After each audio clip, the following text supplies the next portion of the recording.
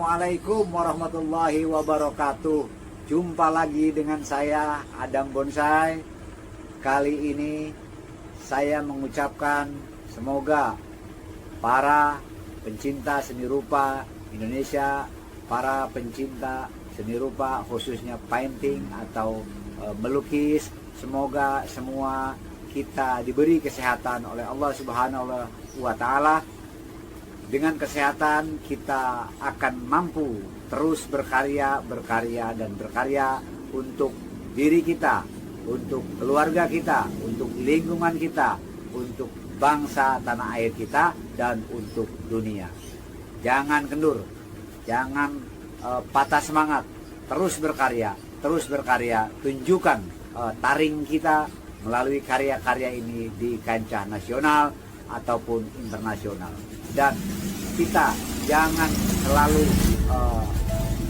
berhenti sampai di sini. Terus kita berkarya saja. Terus kita berinteraksi dengan teman-teman pelukis lainnya. Di mana interaksi ini dengan teman-teman dan pihak yang lain-lain itu akan selalu menumbuh kembangkan atau mewarisi kepada generasi muda agar semakin mencintai, semakin menyukai seni rupa, khususnya melukis di Indonesia, sehingga dengan harapan semakin banyak kita melakukan kegiatan-kegiatan seni rupa di tanah air, mampu menginspirasi, mampu menjadi tauladan bagi para pemula-pemula, pemuda-pemudi kita yang nantinya akan meneruskan perjuangan-perjuangan dalam kekaryaan seni rupa, mungkin akan mengharumkan dan pasti akan mengharumkan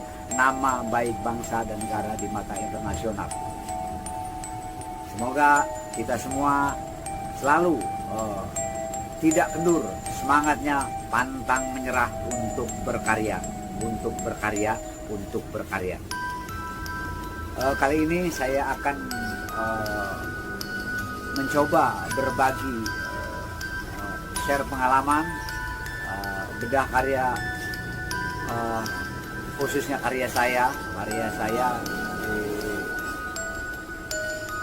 yang saya buat ini seperti ini. Ini judulnya My Family, My Soul. My Family, My Soul. Saya buat dengan teknik akrilik, adapun mediumnya atau alatnya itu kanvas tentunya, mediumnya, kemudian akrilik, teknik eksekusinya menggunakan palet. Dasar-dasar saya berkarya ini saya menggunakan inspirasi, tidak menggunakan objek. Jadi hasil inspirasi saya renungin, saya pikirin, baru kemudian diaktualisasikan, diimplementasikan ke dalam kanvas, maka jadilah karya saya ini yang sederhana, yang saya beri judul My Family, My Soul.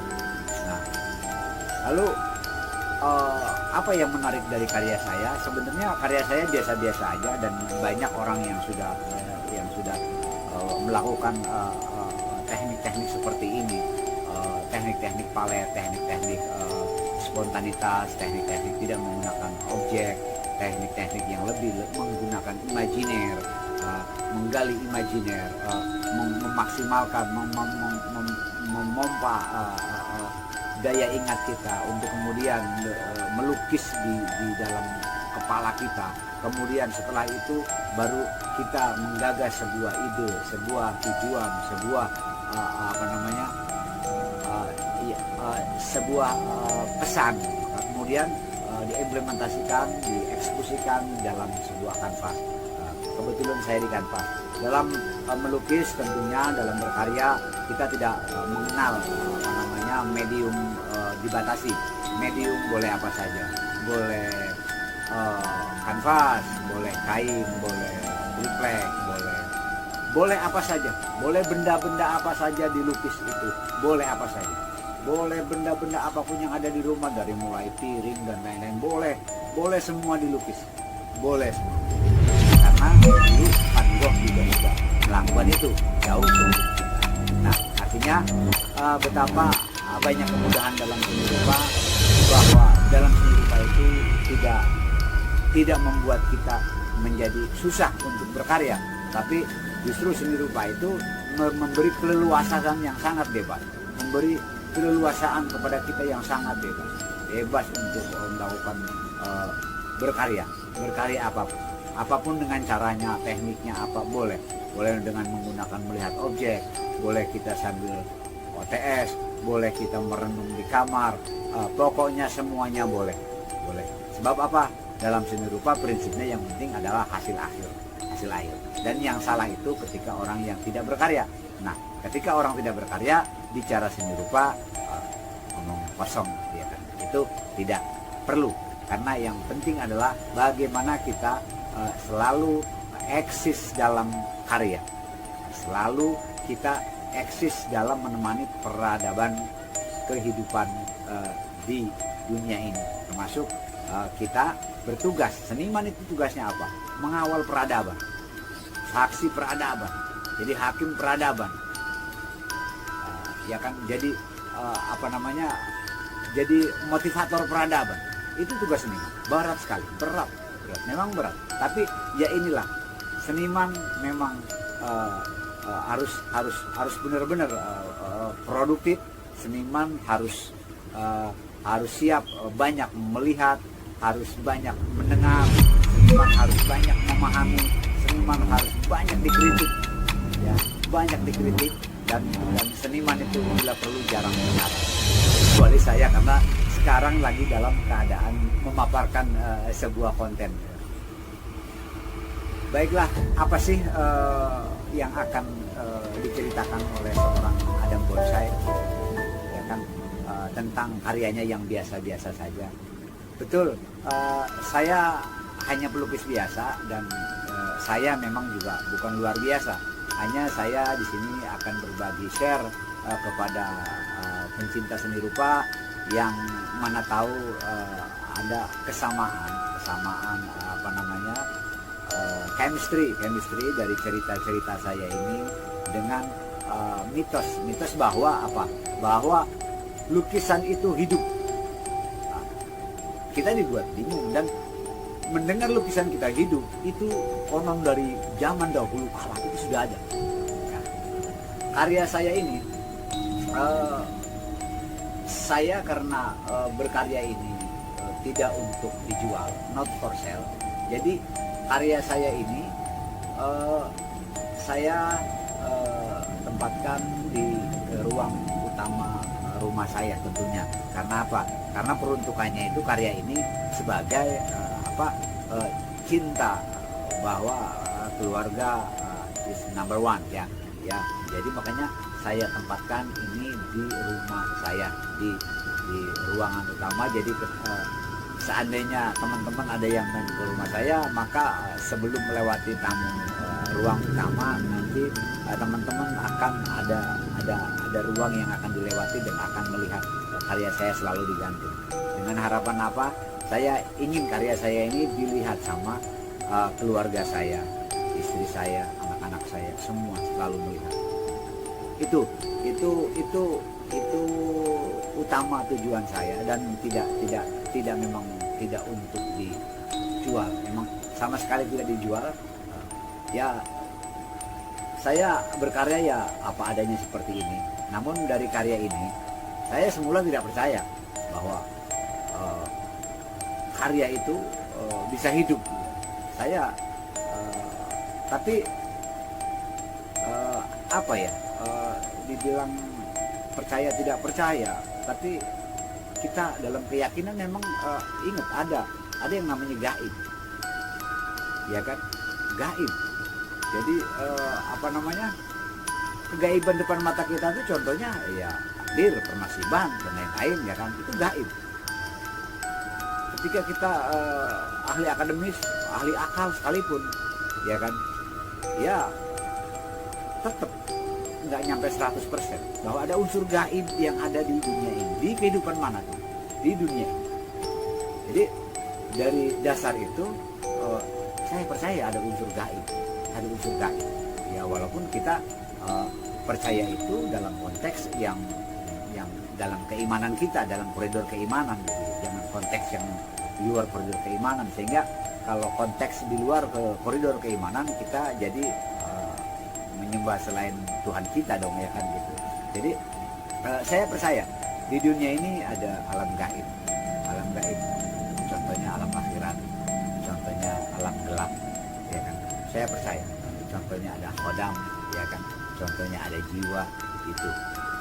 Jadi hal-hal yang sangat kompleks dan tidak mampu dijelaskan secara ilmiatif itu ya disebut alam gaib.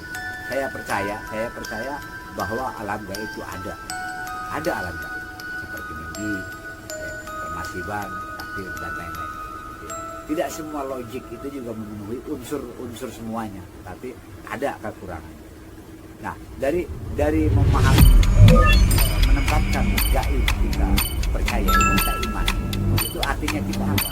Kita mengakui ada Allah yang luar akal kita. Pinter-pinternya kita ada Allah yang luar. Nah, kita dasar dari itu saya mulai mendengarkan keluhan seperti istri saya kan suka keluar malam. Dia kadang-kadang kaget, Pak, saya melihat lukisan itu lukisan ini kepalanya pindah, jadi kepala mungkin kepala yang perempuan ini dengan yang itu bertukar. Kaget kan saya.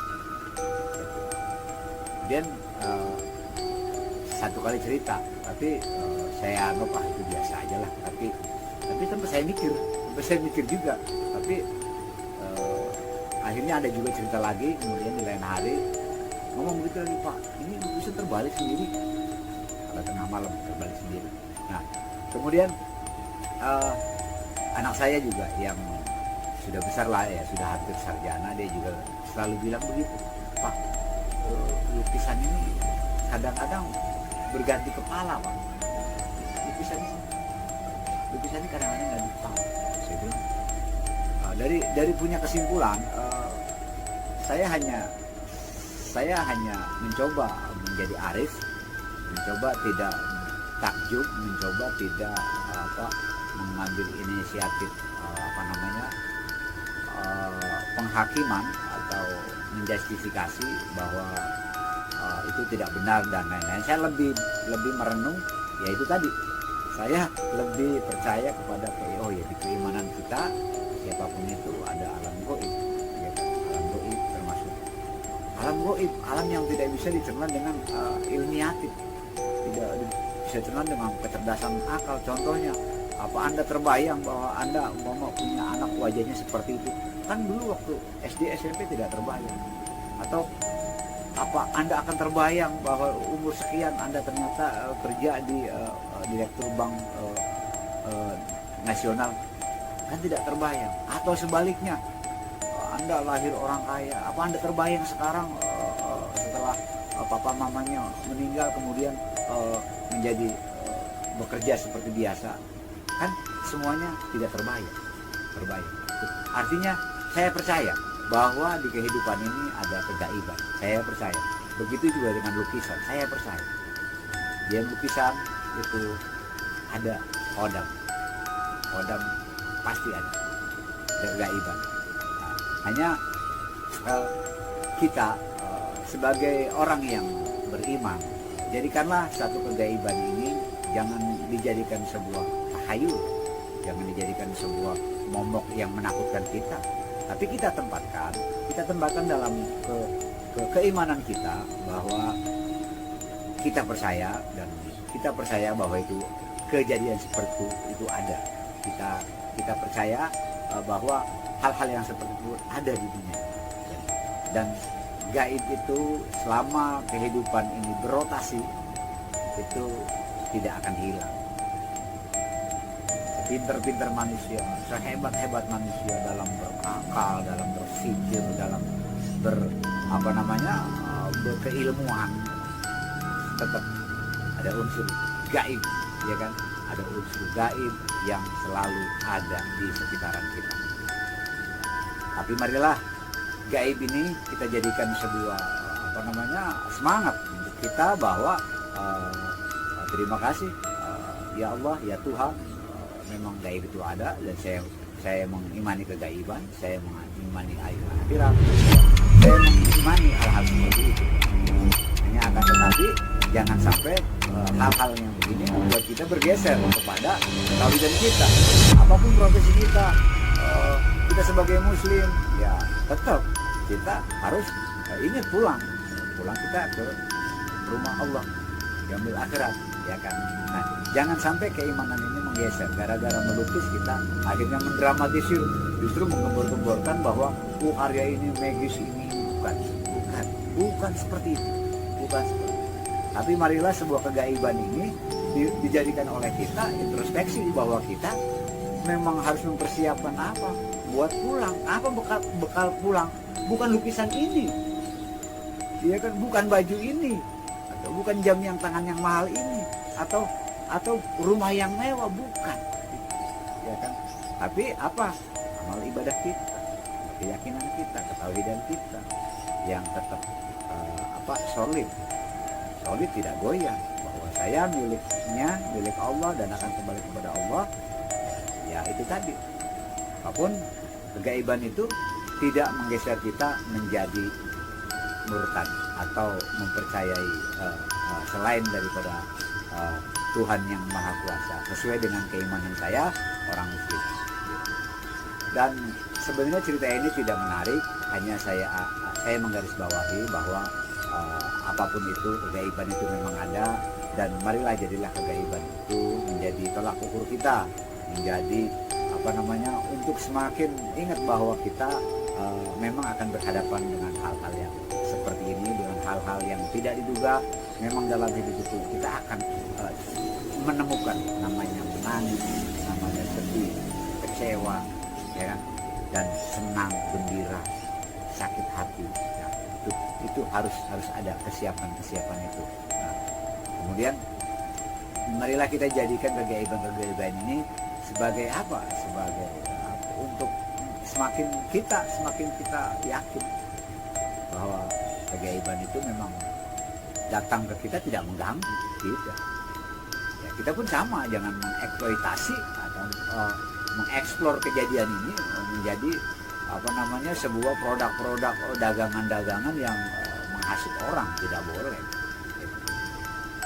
Jadi tidak boleh ada mentang-mentang ada kejadian ini kita lalu membesarkan, lalu mengilustrasi, lalu dibikin untuk membohongi orang lain, tidak boleh. Poin terakhir bahwa tidak hanya lukisan, ada kegaiban. Kegaiban itu ada di mana-mana.